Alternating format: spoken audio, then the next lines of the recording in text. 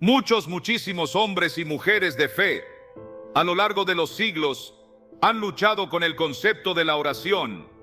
Creen, con una sinceridad que a veces roza la desesperación, que la oración fracasa por razones externas que parecen insuperables. Piensan en la falta de palabras elocuentes, esa incapacidad de articular con fluidez los anhelos más profundos del alma, como un impedimento insalvable. Otros se desaniman por el ruido incesante del mundo, una cacofonía constante de exigencias, noticias y distracciones que parece ahogar cualquier intento de comunicación espiritual. O este quizás es el simple y llano cansancio del cuerpo, un agotamiento que pesa sobre el espíritu y hace que arrodillarse o concentrarse sea una tarea hercúlea, pero se equivocan profundamente. Estas son, sí, barreras reales que enfrentamos, pero no son las raíces del verdadero fracaso de la oración. Son síntomas, no la enfermedad principal. El verdadero fracaso de la oración, el colapso de esa comunicación divina que se nos ha ofrecido como el más grande de los privilegios, no ocurre cuando tus labios se mueven torpemente en un murmullo inaudible, o cuando tu mente divaga por un instante en medio de una petición. No, amigos míos, el verdadero fracaso ocurre mucho antes de que se pronuncie una sola palabra, o incluso antes de que la intención de orar se forme plenamente. Ocurre en el silencio del corazón, en el rincón más íntimo del alma, cuando olvidamos la verdad fundamental de por qué debemos arrodillarnos, cuando perdemos de vista el propósito, el poder y la promesa inherente a cada momento de comunión con el Creador. Es un error trágico pensar que estas barreras son meros inconvenientes pasajeros, pequeñas molestias en el camino de la fe. No son nimiedades, son en realidad fortalezas espirituales robustas, levantadas con una astucia diabólica. El enemigo, el adversario de nuestras almas, erige estas murallas con el propósito específico de mantenernos aislados del trono de la gracia, del lugar donde reside todo poder, toda paz y toda provisión divina. Su estrategia es simple pero efectiva: interrumpir nuestra línea de comunicación más vital.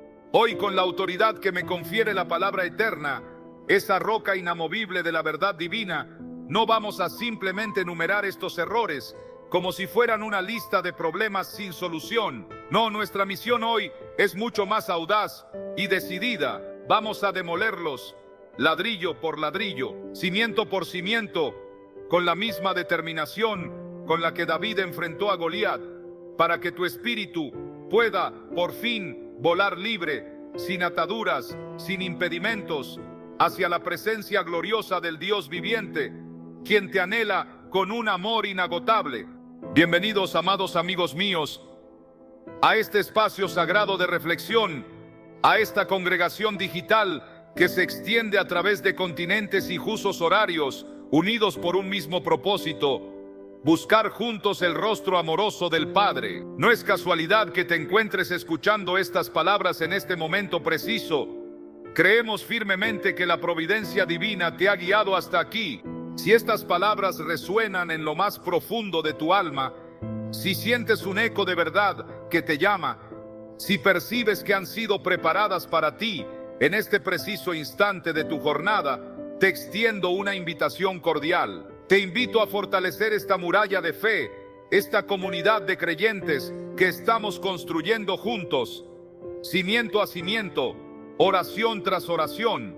Cada alma que decide unirse a este ministerio, que se conecta con un simple me gusta en una plataforma digital o con una suscripción a este canal, no solo se abre a recibir un alimento espiritual vital para su propia vida, va mucho más allá de una conexión individual. Cada uno de ustedes se convierte a su vez en un faro de esperanza, una luz brillante que guía a otros que aún caminan en la oscuridad o en la confusión, buscando respuestas y dirección.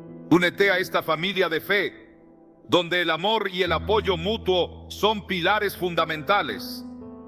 Al hacerlo, te aseguras de seguir recibiendo el pan de vida que Dios, en su infinita bondad, tiene reservado específicamente para ti en el momento preciso en que lo necesitas. Y juntos, con cada amén pronunciado, con cada comentario compartido, con cada vida transformada, encenderemos una luz que las tinieblas, con todo su poder y su engaño, no podrán apagar. Será una llama que arderá más y más fuerte, iluminando un mundo sediento de esperanza.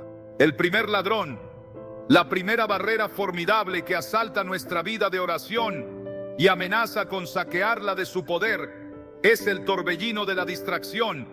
Este es, sin duda, el obstáculo más común que enfrentamos y, paradójicamente, quizás el más subestimado. No lo consideramos una amenaza seria, lo vemos como una molestia menor, un inconveniente del mundo moderno, pero su impacto en nuestra comunión con Dios es devastador. Vivimos en una era vertiginosa, una época que no solo tolera el ruido y la prisa, sino que los glorifica. La multitarea, la capacidad de hacer varias cosas a la vez, es a menudo presentada como una virtud, una señal de eficiencia y éxito. Pero esta constante dispersión de nuestra atención fragmenta no solo nuestro tiempo, sino también nuestro espíritu.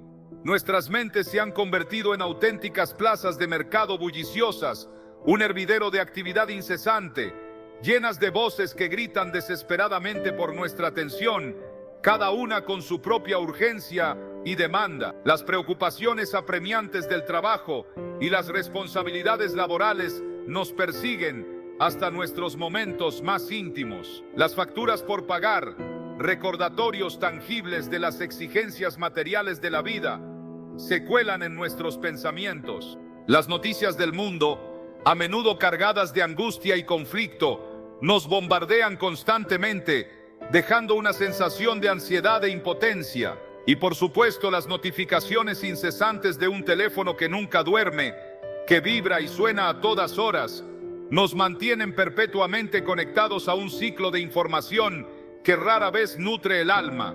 Y en medio de este estruendo mental y ambiental, en el corazón de este caos implacable, intentamos susurrar una oración, una petición humilde o un acto de adoración. Esperamos casi con ingenuidad que Dios, en su majestad infinita, escuche nuestra voz por encima de la marea de este estruendo ensordecedor. Pero la Escritura, la guía infalible para nuestras vidas, nos muestra un camino radicalmente diferente, un modelo que desafía nuestra lógica moderna.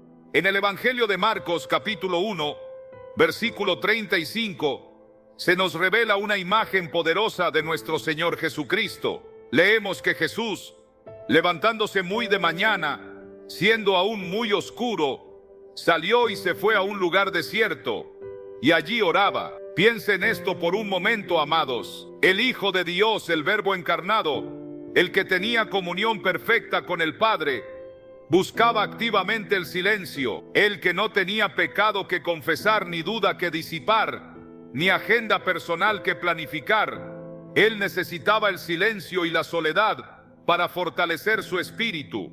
Si Jesús, en su perfección divina y humana, consideraba esencial apartarse de las multitudes y el ruido para buscar a su Padre en la quietud, ¿cuánto más nosotros, con nuestras mentes fragmentadas, nuestros corazones atribulados y nuestras vidas sobrecargadas? El ejemplo de Jesús no es una mera sugerencia, es una profunda lección sobre la prioridad y la disciplina en la oración. Nos enseña que el silencio no es la ausencia de algo, sino la presencia de la oportunidad divina. Es el espacio donde el alma puede respirar y el espíritu puede conectarse con lo eterno.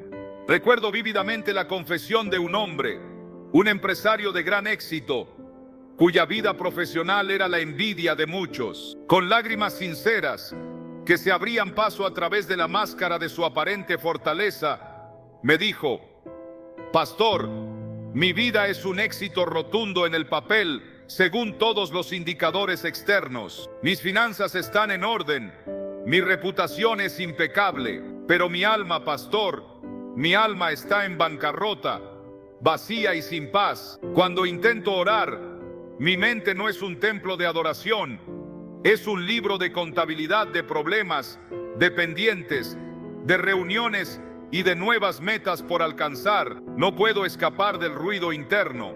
Su lamento era el reflejo de una verdad universal. El éxito exterior no garantiza la paz interior. Le recordé, como un bálsamo para su espíritu afligido, la entrañable historia de Marta y María, narrada en el Evangelio de Lucas. Marta, la hermana mayor, consumida por el afán de servir, de hacer, de controlar cada detalle de la hospitalidad, estaba físicamente en la misma habitación que el Salvador del mundo. Sus manos estaban ocupadas, su mente planeaba, su espíritu estaba en tensión, pero su alma, paradójicamente, estaba a kilómetros de distancia de la presencia de Cristo, enredada en la preocupación por las muchas cosas. María, en cambio, eligió una parte radicalmente diferente, la buena parte, la que Jesús mismo declaró que no le sería quitada: sentarse humildemente a los pies del Maestro y escuchar. Su elección no fue pasividad, sino una prioridad deliberada. Ella entendió, con una sabiduría que superaba a su hermana, que la presencia de Jesús era más valiosa que cualquier servicio o preparación. La oración, amigo mío, no comienza con el torrente de tus palabras, por muy elocuentes que sean. La oración, en su esencia más pura y poderosa, comienza cuando tomas la decisión consciente y radical de callar todo lo demás: el ruido del mundo, las exigencias de la carne, las preocupaciones de la mente. Es un acto de voluntad, un sacrificio de la dispersión, para crear un espacio sagrado de enfoque. La distracción, entonces, no es simplemente un problema de enfoque mental, como el que se corrige con un poco más de disciplina o un cambio de ambiente. No, la distracción es un problema de prioridad en su núcleo más profundo. Es el reflejo de donde reside verdaderamente nuestra atención y nuestro afecto. El enemigo, en su astucia milenaria, no necesita que niegues a Dios rotundamente, ni que te conviertas en un ateo declarado. Le basta, y le es más efectivo, con que lo pospongas, con que lo relegues al último lugar en tu lista interminable de tareas, para que nunca llegues a Él con la plenitud de tu ser. Así, sin negarlo, lo invalidas. Pero la batalla contra la distracción no se libra únicamente en el exterior, contra el constante bombardeo de estímulos que el mundo moderno nos lanza. A menudo, y de manera aún más insidiosa, el ruido más ensordecedor, el que verdaderamente ahoga nuestra voz de oración, proviene de nuestro propio interior. Es la voz implacable de la ansiedad, ese monstruo que susurra constante y corrosivamente la pregunta insidiosa: ¿y si no tengo suficiente? ¿Y si fallo? ¿Y si las cosas salen mal? Esta ansiedad, como un torbellino emocional, puede ahogar cualquier intento de oración genuina, convirtiendo la comunión en una rumiación estéril. El remordimiento por el pasado, con sus cadenas de culpa y arrepentimiento no resuelto, nos ancla firmemente, y el miedo al futuro, con sus incertidumbres y sus sombras proyectadas, se convierte en un grillete que nos mantiene lejos de la paz de Dios, lejos de la libertad de espíritu que Él anhela darnos. Es aquí, en este campo de batalla interior, donde la palabra de Dios se convierte no solo en nuestra guía, sino en nuestra espada más afilada, nuestra armadura más impenetrable. Filipenses capítulo 4, versículos 6 y 7, no es una mera sugerencia piadosa o una opción entre otras. Es una orden divina, un mandato del Señor que nos ofrece el camino hacia la verdadera tranquilidad del alma. Por nada estéis afanosos, sino sean conocidas vuestras peticiones delante de Dios en toda oración y ruego, con acción de gracias. Y la paz de Dios, que sobrepasa todo entendimiento, guardará vuestros corazones y vuestros pensamientos en Cristo Jesús. Estas palabras son un mapa de ruta para navegar las tormentas internas. La clave está en la acción de gracias que debe acompañar nuestras peticiones. No oramos desde la desesperación total, sino desde una fe que agradece de antemano la intervención de un Dios fiel, y la promesa es gloriosa, una paz que no tiene sentido para la lógica humana, que va más allá de nuestra comprensión, una paz que actuará como un centinela divino, guardando celosamente nuestros corazones, el asiento de nuestras emociones y nuestros pensamientos, el campo de nuestra mente en Cristo Jesús. La oración entonces se revela como el acto supremo de rendición y confianza. Es el momento en el que conscientemente le entregas a Dios el caos desordenado de tu mente, tus ansiedades, tus miedos más profundos, y a cambio, Él en su amor incondicional te entrega una paz que el mundo, con todas sus filosofías y terapias, no puede comprender ni proporcionar. Es una paz sobrenatural, nacida de la comunión con el autor de la paz. El enemigo de nuestras almas, Satanás, es astuto, un maestro del engaño y la sutil manipulación. En el jardín del Edén, esa escena primigenia de la tentación no se presentó con la imagen caricaturesca de cuernos, cola y un tridente que a menudo asociamos con él. No se reveló con una amenaza abierta o una confrontación directa. Se presentó con una simple pregunta, aparentemente inocua, una distracción sutilmente plantada que sembró la semilla de la duda. Con que Dios os ha dicho, con esa única frase, desvió astutamente la atención de Eva de la abundancia desbordante de todo un jardín paradisíaco, lleno de infinitas opciones y provisiones divinas, para enfocarla obsesivamente en la única prohibición. Esa fue su estrategia, distraer de lo mucho que tenían para centrarse en lo único que les faltaba, o que pensaban que les faltaba. Hoy su táctica no ha cambiado en su esencia, aunque las herramientas sean diferentes. Hace lo mismo con nosotros, de manera implacable y constante. Te distrae de la inmensidad de la gracia inagotable de Dios, de sus promesas ilimitadas, de su amor incondicional, para enfocarte obsesivamente en tu carencia, en tu herida más profunda, en tu miedo más paralizante, en tu fracaso pasado. Él quiere que te concentres en la escasez, no en la suficiencia de Dios. Por eso, vencer la distracción no es un pasatiempo, es un acto de guerra espiritual, una batalla que se libra en la arena de nuestra mente y nuestro corazón. Es declarar intencionadamente, con una convicción que resuena en cada fibra de tu ser, en este momento, en este preciso instante, nada, absolutamente nada en este mundo es más importante, más urgente o más trascendente que mi Creador.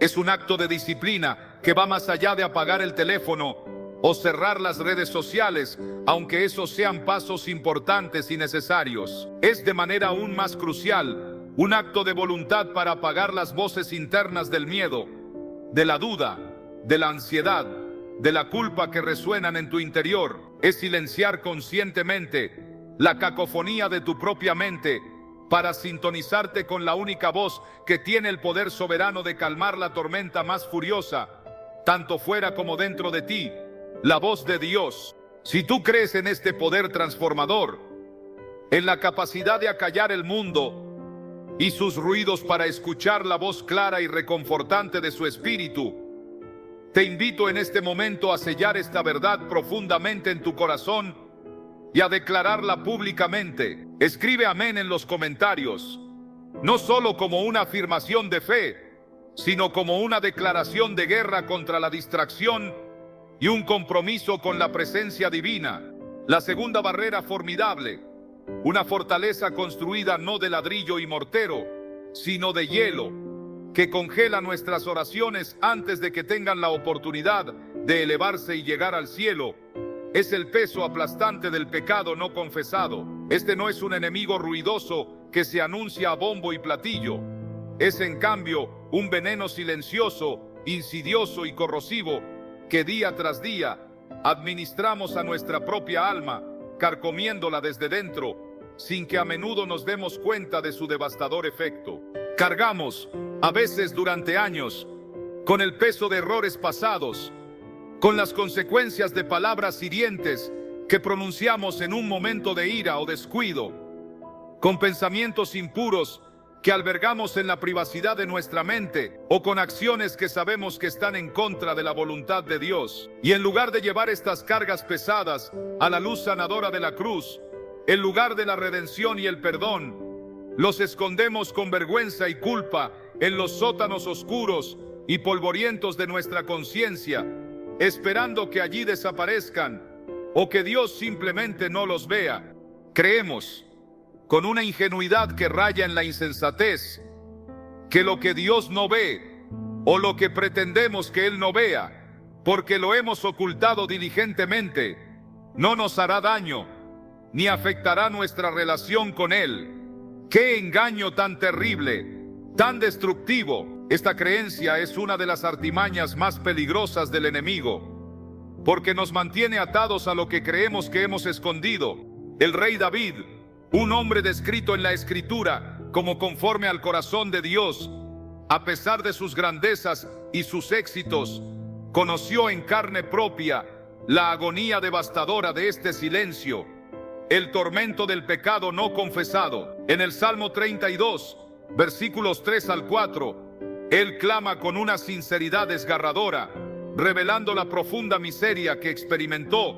Mientras callé, se envejecieron mis huesos en mi gemir todo el día, porque de día y de noche se agravó sobre mí tu mano, se volvió mi verdor en sequedades de verano. Piense en la magnitud de su sufrimiento. David, un guerrero y un rey, un hombre de profunda fe, se consumía por dentro. Sus huesos, símbolo de su fortaleza física y vitalidad, se envejecieron. Su gemir era constante, una tortura diaria que no le daba respiro. La mano de Dios, en lugar de ser una fuente de bendición, se sentía como un peso aplastante sobre él, una disciplina divina que drenaba su energía, su verdor, su vitalidad, su frescura espiritual.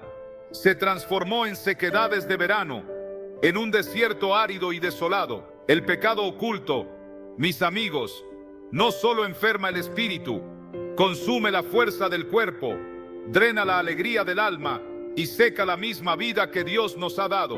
Muchos se acercan a mí con una pregunta recurrente, teñida de perplejidad y a menudo de frustración. ¿Por qué Dios parece tan distante en mi vida? ¿Por qué mis oraciones parecen golpear un techo de bronce, rebotando sin llegar a Él, sin obtener respuesta? La respuesta, amados, a menudo no se encuentra en Dios, en su carácter o su voluntad, porque Él es inmutable en su amor y fidelidad. La respuesta, dolorosamente, se encuentra en nosotros mismos, en el estado de nuestros propios corazones. Isaías, capítulo 59, versículo 2, es brutalmente claro y sin concesiones en su diagnóstico de esta desconexión.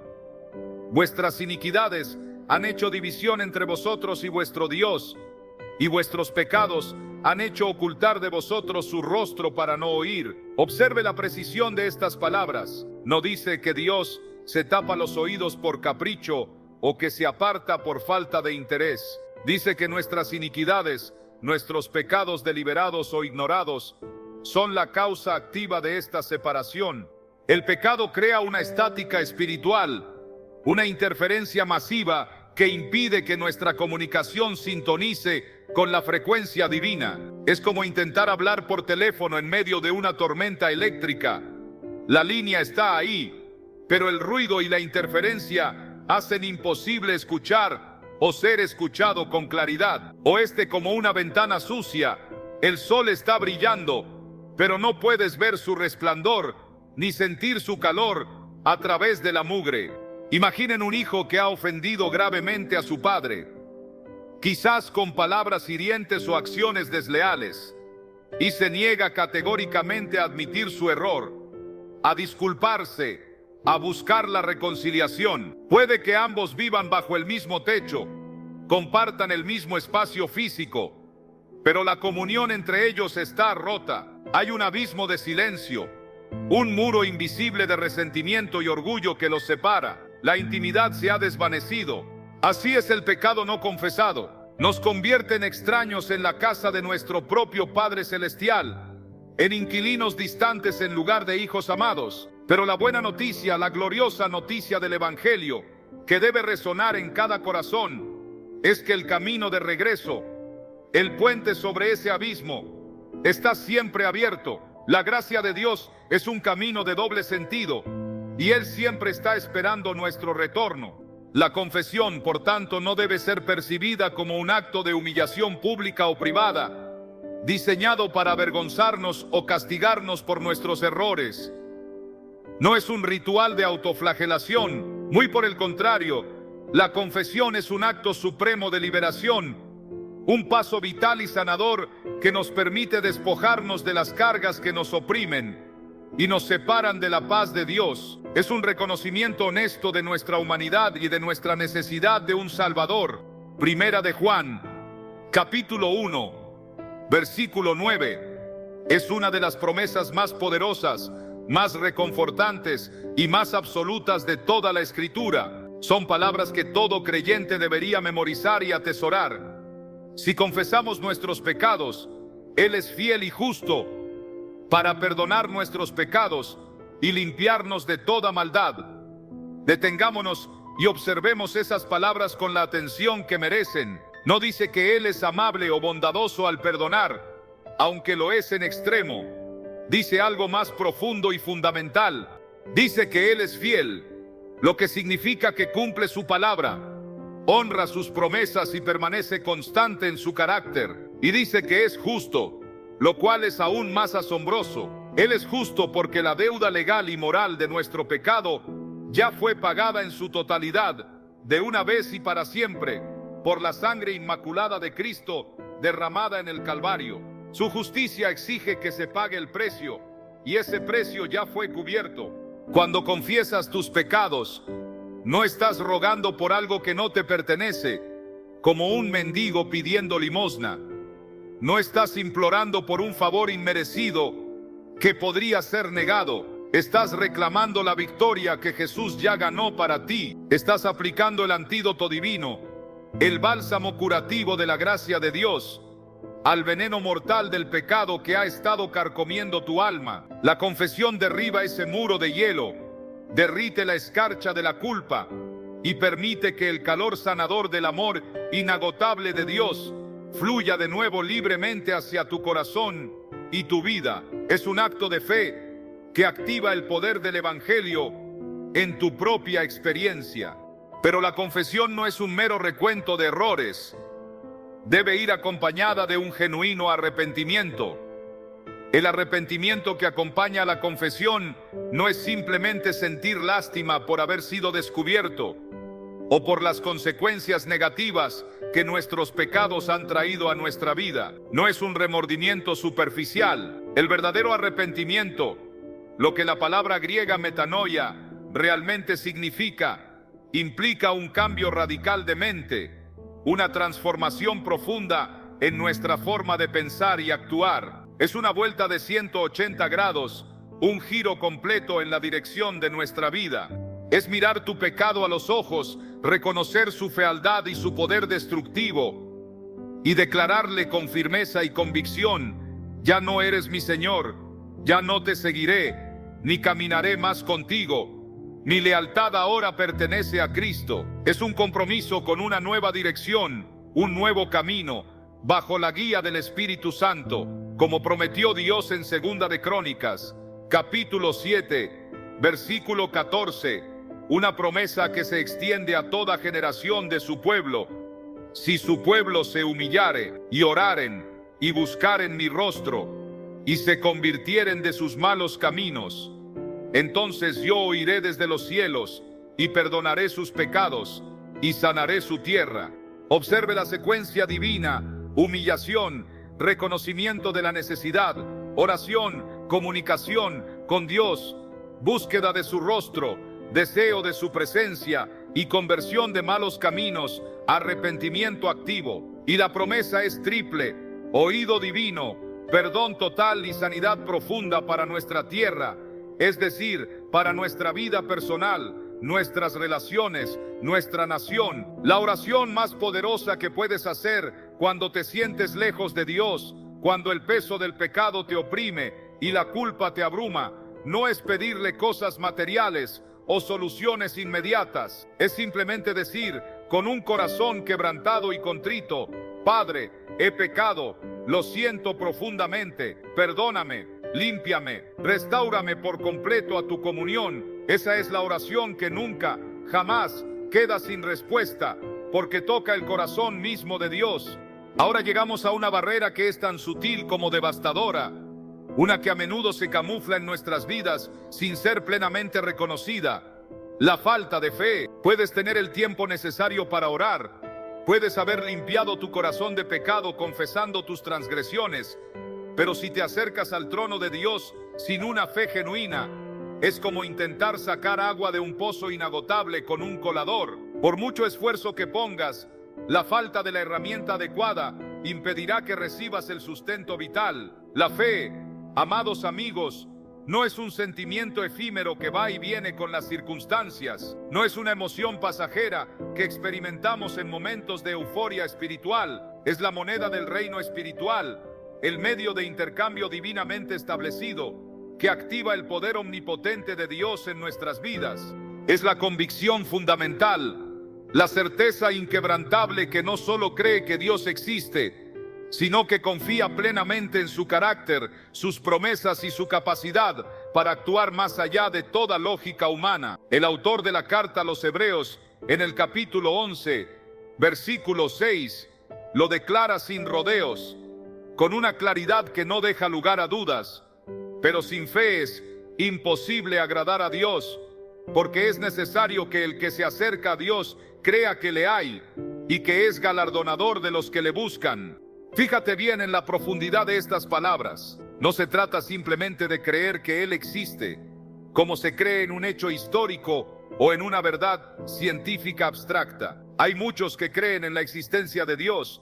Incluso los demonios creen y tiemblan, Santiago 2:19.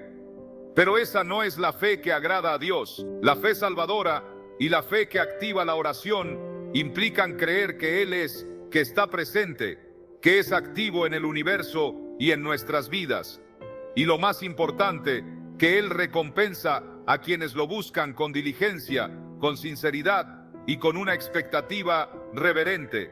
Esta recompensa no siempre es lo que esperamos, ni llega en el momento que deseamos, pero siempre es lo que necesitamos. La falta de fe, entonces, convierte la oración en un monólogo vacío, en un mero ejercicio religioso, sin sustancia ni poder. Se transforma en una recitación hueca de palabras que no tienen el respaldo de la convicción del corazón y por lo tanto no tienen poder para moverse en el ámbito espiritual. Es como encender un motor sin combustible.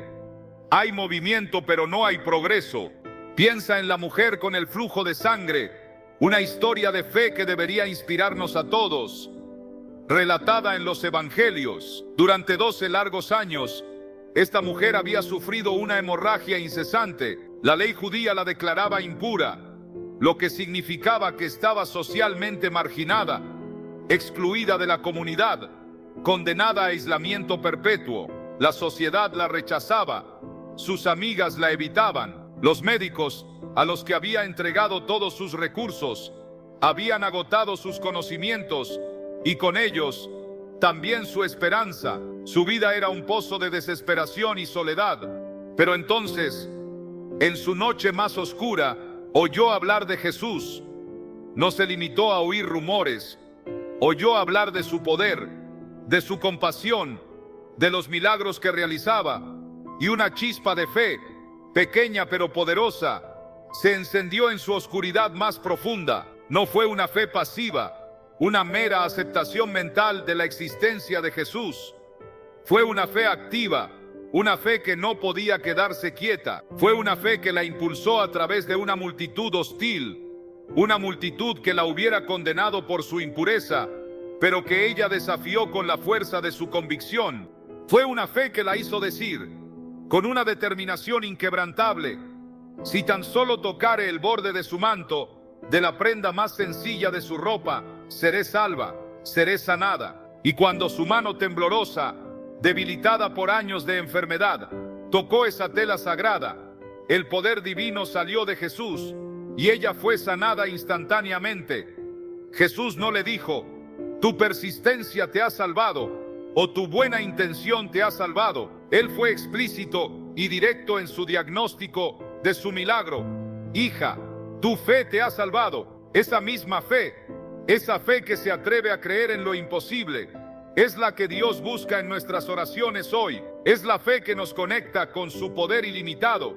La duda, por otro lado, es el veneno más insidioso de la fe, el corrosivo que debilita el metal de nuestra confianza. Santiago, en su carta inspirada por el Espíritu Santo, capítulo 1, versículos 6 al 8, nos da una imagen poderosa y perturbadora del hombre que se atreve a orar con duda, una imagen que debería hacernos reflexionar profundamente.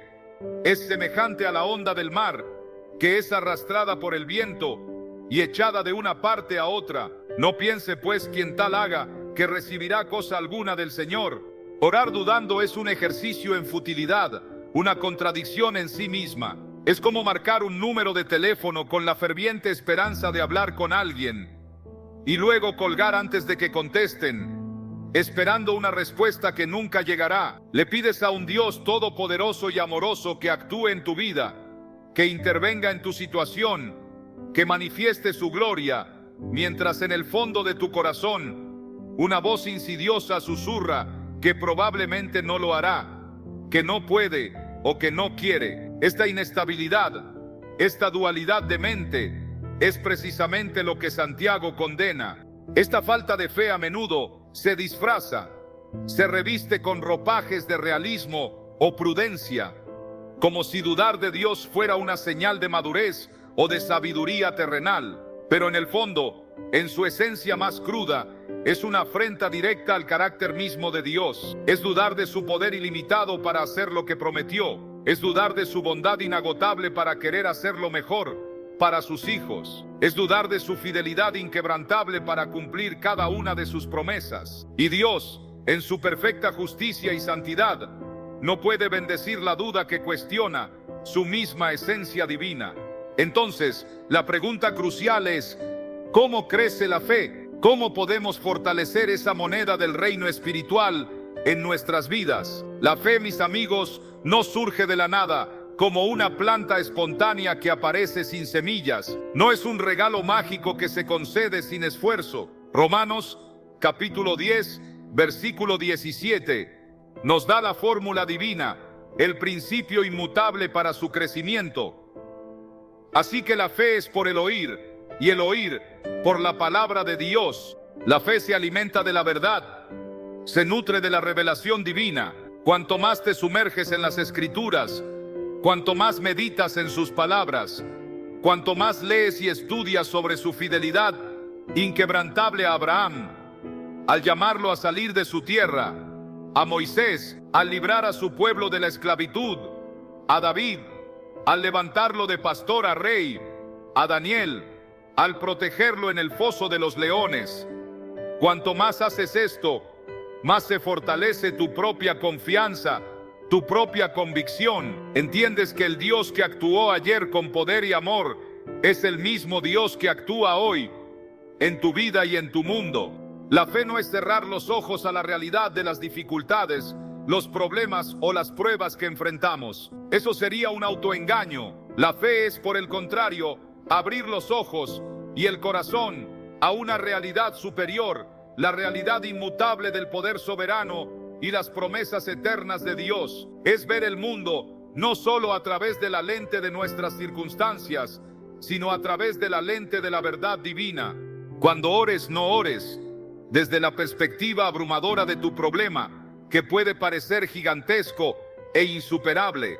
Ora, en cambio, desde la roca sólida de su promesa, que es más grande que cualquier problema. Encuentra un versículo, una porción de la Escritura que hable directamente a tu situación actual, que aborde tu necesidad y preséntaselo a Dios en oración, no como un recordatorio para Él, porque Él no olvida, sino como una declaración audaz y confiada de tu fe en Él. Permite que su palabra sea el fundamento de tu petición y verás cómo tu fe se eleva por encima de la duda.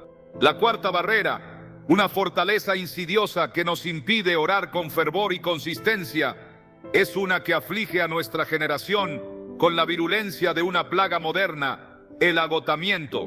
No me refiero aquí a un simple cansancio físico, de ese que se resuelve con una buena noche de sueño o un fin de semana de descanso. Hablo de un cansancio que va mucho más allá de lo físico, un agotamiento profundo y multidimensional que permea el alma, el espíritu y la mente. Vivimos corriendo en una rueda de hámster interminable, impulsados por un ciclo frenético de responsabilidades, de presiones autoimpuestas y externas, de expectativas inalcanzables. Nos levantamos de la cama ya cansados, arrastrando los pies antes de que empiece el día, y nos acostamos al final de la jornada absolutamente exhaustos, con el cuerpo y la mente agotados. En este estado crónico de desgaste, la mera idea de orar, de invertir tiempo y energía en la comunión con Dios, se siente como una carga más, una tarea adicional en una lista interminable de pendientes que ya nos sobrepasa. El espíritu, como sabiamente dijo Jesús en Getsemaní, está dispuesto, anhela conectarse con lo divino, pero la carne, con su debilidad y su vulnerabilidad, es débil, y el enemigo de nuestras almas, con su perversa astucia, se deleita en vernos en este estado de postración, demasiado cansados, demasiado distraídos, demasiado abrumados para buscar la única fuente de verdadero descanso, de renovación genuina, de energía inagotable. Nos mantiene perpetuamente ocupados en lo trivial, en lo urgente pero sin importancia, para que nunca tengamos las fuerzas o el deseo de buscar lo eterno, lo que verdaderamente sustenta nuestra alma. Pero la promesa de Dios, revelada en el libro del profeta Isaías, capítulo 40, versículo 31, es un bálsamo celestial para el alma agotada, un torrente de esperanza en medio del desierto de la fatiga. Escuchen estas palabras que deben resonar en cada corazón cansado. Pero los que esperan a Jehová tendrán nuevas fuerzas, levantarán alas como las águilas, correrán y no se cansarán, caminarán y no se fatigarán. La clave poderosa aquí, amados, no está en nuestro esfuerzo humano sobrehumano, ni en la capacidad de apretar los dientes y seguir adelante por nuestra propia voluntad. La clave reside en la espera. Esperar en el Señor no es un acto pasivo de inacción, no es sentarse con los brazos cruzados a ver qué sucede, es un acto activo de rendición y de confianza total en el cuidado soberano de Dios. Es dejar de intentar hacerlo todo con nuestras propias fuerzas limitadas, de empujar la roca cuesta arriba nosotros solos y conectar nuestra batería agotada a la fuente de energía inagotable del universo, que es Dios mismo. Pensemos en el profeta Elías, después de su gran victoria espiritual en el Monte Carmelo, donde desafió y humilló a los profetas de Baal, un triunfo que requirió una inmensa fe y un despliegue de poder divino. Elías se derrumbó, huyó al desierto, se sentó bajo un enebro, exhausto hasta la médula, física, emocional y espiritualmente, y le pidió a Dios que le quitara la vida, sintiendo que su misión había terminado y su fuerza se había agotado por completo. ¿Y qué hizo Dios ante el agotamiento de su siervo? No le dio un sermón de reproche por su falta de fe o su debilidad. No le exigió más trabajo o más valentía. Le envió un ángel con pan y agua fresca, con el sustento físico necesario, y luego le permitió dormir profundamente, restaurando su cuerpo y su mente. Dios, en su infinita compasión, entiende nuestro agotamiento. Su respuesta no es la condenación por nuestra debilidad, sino la compasión, la provisión y la restauración amorosa. Él es el buen pastor que nos guía a pastos delicados y aguas de reposo. Jesús mismo, en su ministerio terrenal, nos hizo la invitación más hermosa, la más tierna y poderosa que un alma cansada, agobiada por las cargas de la vida, puede recibir. En Mateo capítulo 11, versículos 28 al 30, Él clama con una voz llena de gracia y ternura. Venid a mí todos los que estáis trabajados y cargados, y yo os haré descansar. Llevad mi yugo sobre vosotros, y aprended de mí, que soy manso y humilde de corazón, y hallaréis descanso para vuestras almas, porque mi yugo es fácil, y ligera mi carga. ¡Qué intercambio tan glorioso, tan desigual a nuestro favor! Le damos a Jesús nuestro agotamiento, nuestras cargas abrumadoras, nuestra ansiedad paralizante, nuestro estrés constante, y a cambio, Él nos da su descanso. Su yugo no es la ausencia de trabajo o de responsabilidades.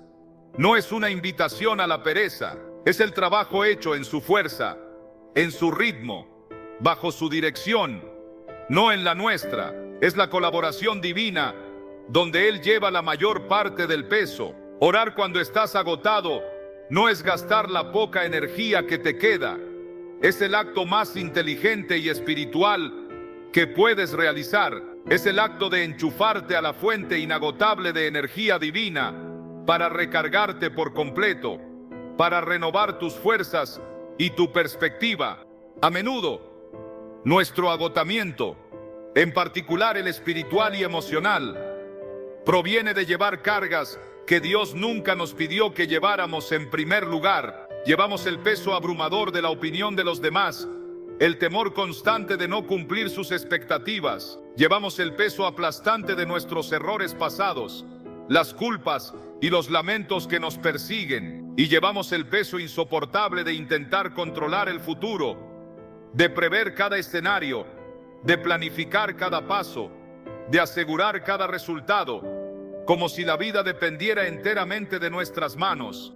La oración es el lugar santificado, el altar de la gracia donde depositamos con plena confianza esas cargas pesadas a los pies de la cruz de Cristo. El salmista David, en el Salmo 23, ese himno de consuelo y paz, lo entendió perfectamente y lo articuló con una belleza poética inigualable.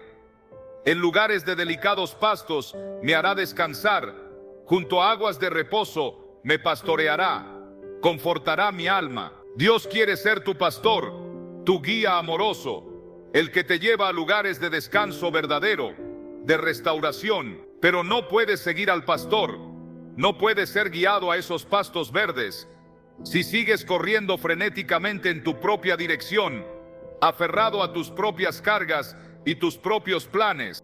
A veces, la oración más espiritual y más poderosa que puedes hacer, cuando tu alma está en el límite de sus fuerzas, es simplemente detenerte. Detenerte en medio del ruido, en medio de la carrera, en medio de la fatiga, respirar profundamente, soltar todo el control que crees tener y susurrar con un corazón rendido pero lleno de fe: Señor, no puedo más, mis fuerzas se han agotado, mis planes han fallado, mi mente está cansada, toma tú el control. Esa es la oración que desata el poder restaurador de Dios. Esa es la oración de la rendición, y en ella se encuentra la verdadera libertad y el descanso.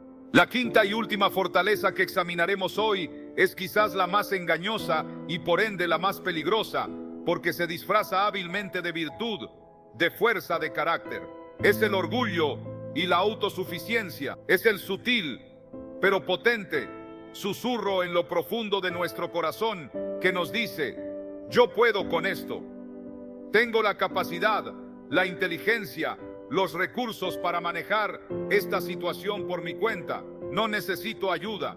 Es la tendencia inherente en nuestra naturaleza caída a tratar a Dios como un plan de emergencia, como un último recurso al que acudimos desesperadamente cuando todas nuestras propias estrategias han fallado estrepitosamente. Lo vemos como una especie de bomba de succión celestial que activamos solo cuando el barco de nuestra vida se está hundiendo.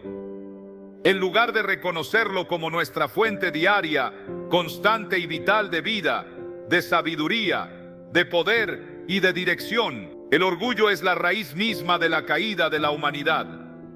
Fue el veneno que llevó a Adán y Eva a pecar. Querían ser como Dios, determinando por sí mismos lo que era bueno y malo, confiando en su propio juicio. Y es sin duda la barrera que más ofende al Creador, porque niega su soberanía y su necesidad en nuestras vidas.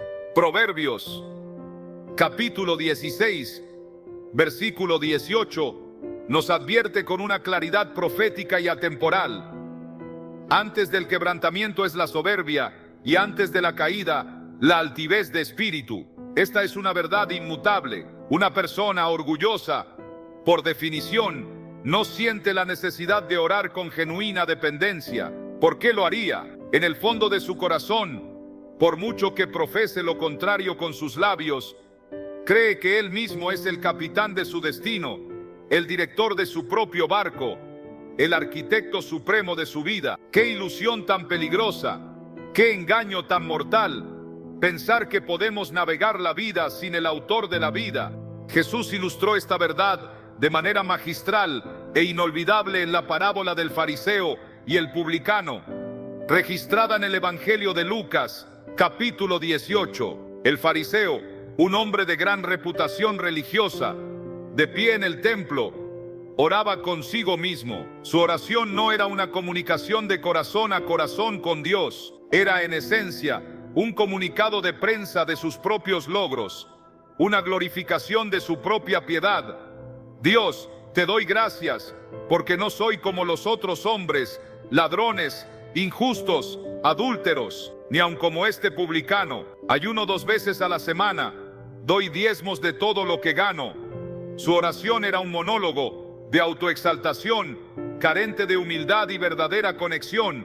Mientras tanto, el publicano, el recaudador de impuestos, considerado la escoria de la sociedad, un pecador notorio, ni siquiera se atrevía a alzar los ojos al cielo en su vergüenza. Se golpeaba el pecho en señal de contrición y dolor por sus pecados, y decía simplemente, con un corazón quebrantado: Dios, sé propicio a mí, pecador. Jesús, al concluir la parábola, es inequívoco en su veredicto.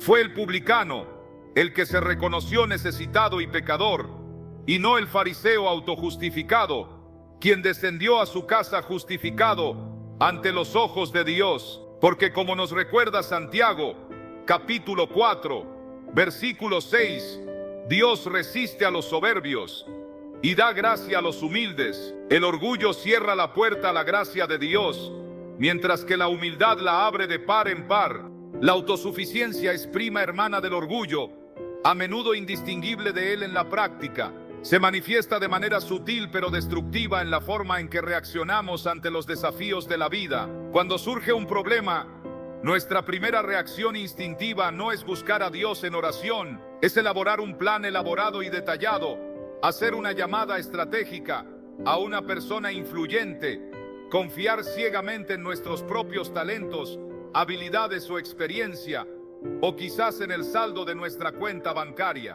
La oración, en este esquema de autosuficiencia, se convierte en el último recurso, lo que hacemos solo cuando todo lo demás ha fallado estrepitosamente, cuando todas nuestras opciones terrenales se han agotado. Pero Dios quiere ser nuestra primera opción, no la última. Él anhela que acudamos a Él antes que a cualquier otro lugar, porque Él tiene la sabiduría y el poder que ningún hombre o recurso puede igualar. Jeremías, capítulo 17, versículo 5, lanza una advertencia escalofriante, una sentencia divina para aquellos que se desvían por este camino.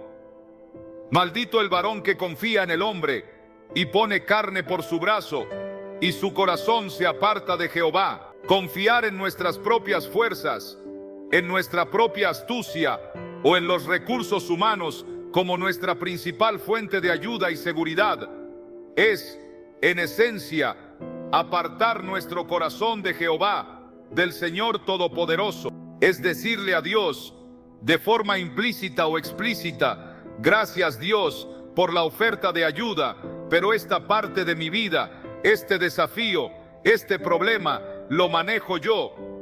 Estoy capacitado para resolverlo por mi cuenta, y nada entristece más al Padre Celestial que ver a sus hijos intentando navegar la tormenta de la vida solos, con sus propias fuerzas limitadas, cuando Él está en la barca, pacientemente esperando que le entreguen el timón, listo para guiarlos a puerto seguro. Su corazón anhela nuestra dependencia, no por su beneficio, sino por el nuestro. La humildad, por tanto, es la llave dorada que abre la sala del trono celestial, el acceso directo a la presencia de Dios. Pero es crucial entender lo que la humildad no es. La humildad no es pensar menos de ti mismo, no es menospreciar tus talentos o ignorar tus capacidades. Eso sería falsa humildad o baja autoestima. La humildad genuina es pensar menos en ti mismo y, por el contrario, pensar más en Dios. Es centrar tu atención y tu estima en Él.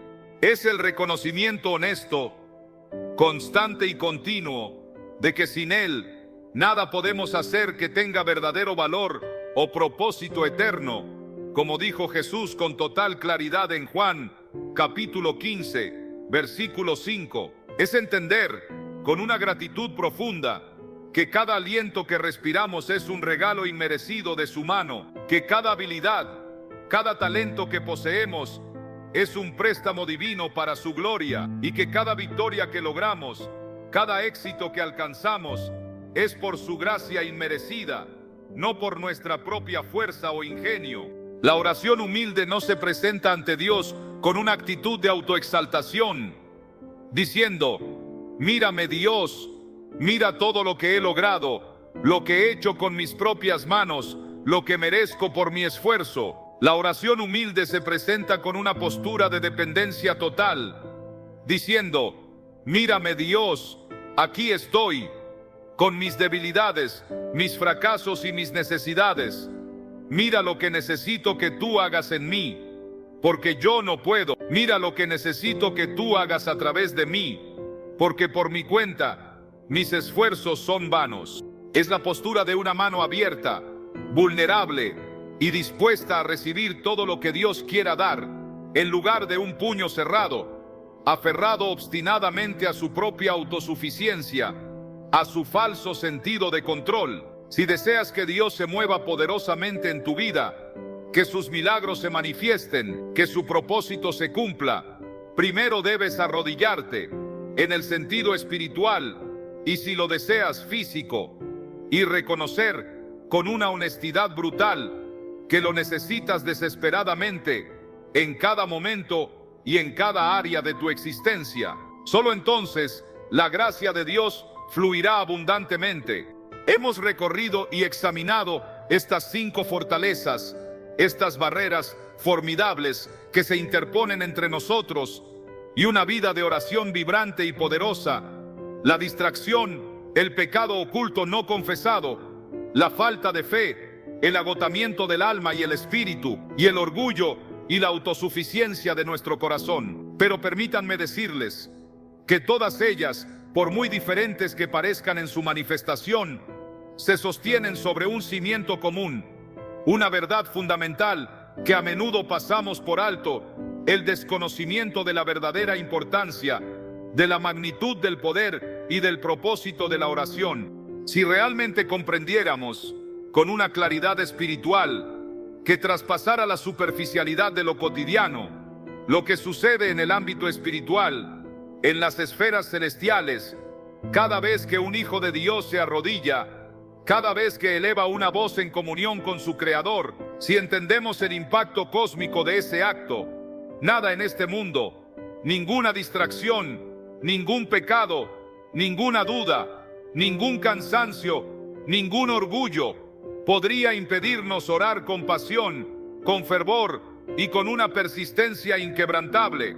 A menudo vemos la oración de manera simplista, como una obligación religiosa tediosa, un deber que hay que cumplir para sentirnos bien con Dios o con nosotros mismos. O la reducimos a una simple lista de peticiones, una carta a Papá Noel celestial, donde enumeramos nuestras necesidades y deseos. Pero la oración, mis amados, es muchísimo más que eso.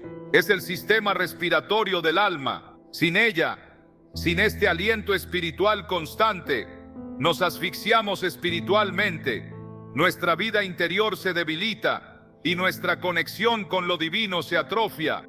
Es el cordón umbilical espiritual que nos conecta vitalmente con nuestra fuente de vida, con la fuente inagotable de poder que sustenta el universo entero y con la fuente infinita de sabiduría que trasciende toda comprensión humana. Negligenciar la oración, entonces, no es simplemente saltarse una tarea más en nuestra agenda, es cortar nuestra propia línea de suministro vital, es aislarnos voluntariamente de lo que nos da vida y propósito, es una forma de autosabotaje espiritual.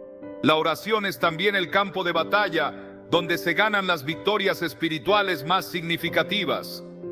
En su carta a los Efesios, capítulo 6, después de describir con detalle toda la armadura de Dios, pieza por pieza, el apóstol Pablo culmina con el arma definitiva, la que activa y hace efectiva todo lo demás, orando en todo tiempo con toda oración y súplica en el Espíritu, y velando en ello con toda perseverancia y súplica por todos los santos. La oración es nuestra arma ofensiva más poderosa en la guerra espiritual que libramos a diario. No solo nos protege, sino que nos permite avanzar. Es donde reclamamos, con la autoridad que nos ha sido delegada por Cristo, el territorio espiritual que el enemigo ha robado en nuestras vidas, nuestras familias, nuestras comunidades y nuestras naciones. Es donde atamos, con la autoridad del nombre de Jesús, las fuerzas de la oscuridad, de la maldad, de la opresión, y desatamos,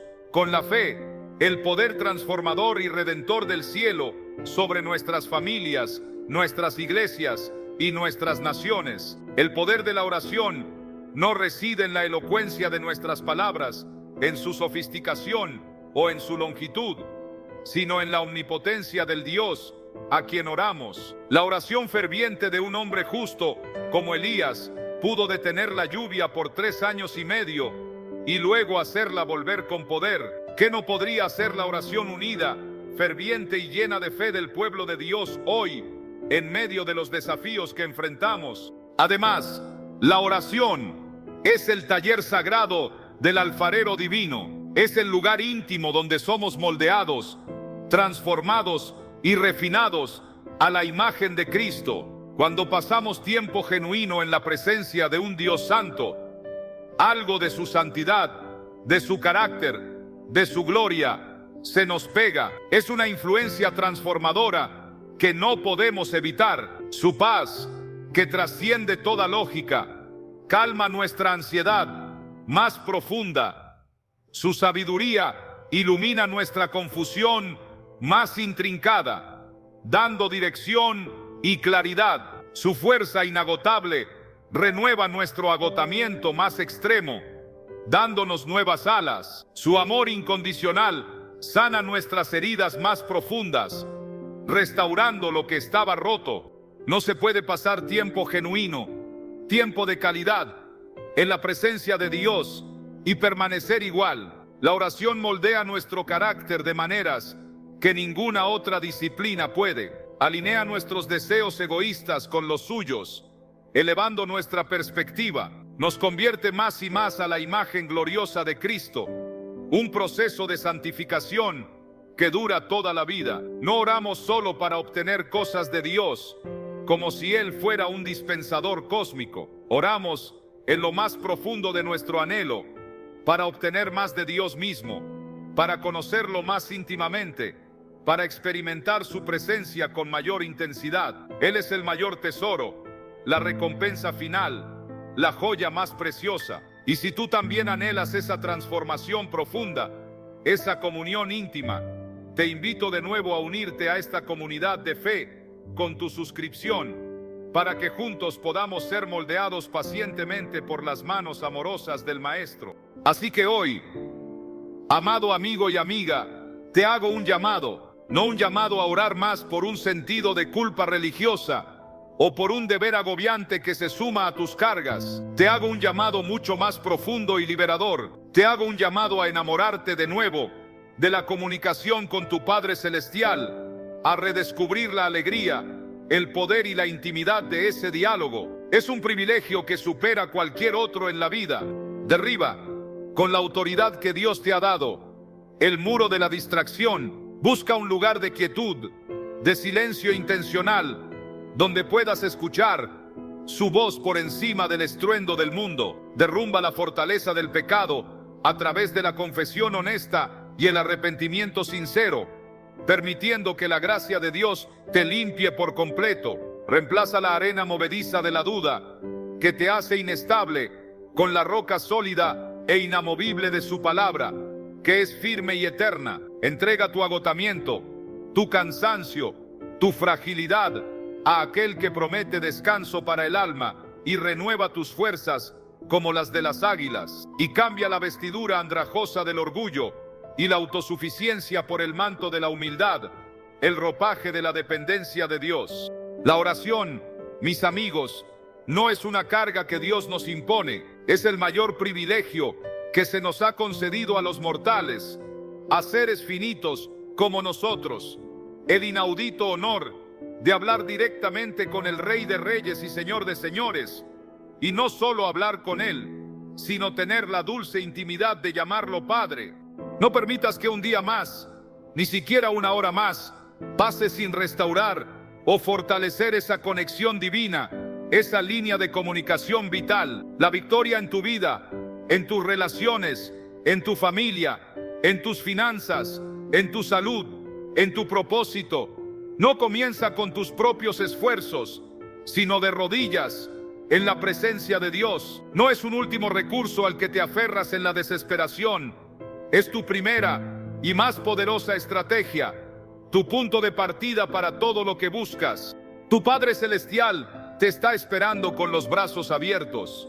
Él anhela escuchar tu voz, no porque necesite información de ti, porque Él ya lo sabe todo. Él se deleita en la comunión contigo, en el simple hecho de compartir su presencia contigo. Él tiene respuestas para tus preguntas más profundas, fuerza sobrenatural para tus debilidades más marcadas, y un amor que puede llenar cada vacío, cada herida, cada anhelo insatisfecho de tu corazón. Acércate pues con confianza, con audacia santa, al trono de la gracia, porque el camino está abierto. El velo que nos separaba fue rasgado de arriba a abajo por la cruz de Cristo. El acceso a Dios es ahora total. Entra y encuentra la vida abundante, la paz que sobrepasa todo entendimiento, la fuerza que no se agota y el amor que tu alma ha estado anhelando desde el principio de los tiempos. Que el Dios de toda paz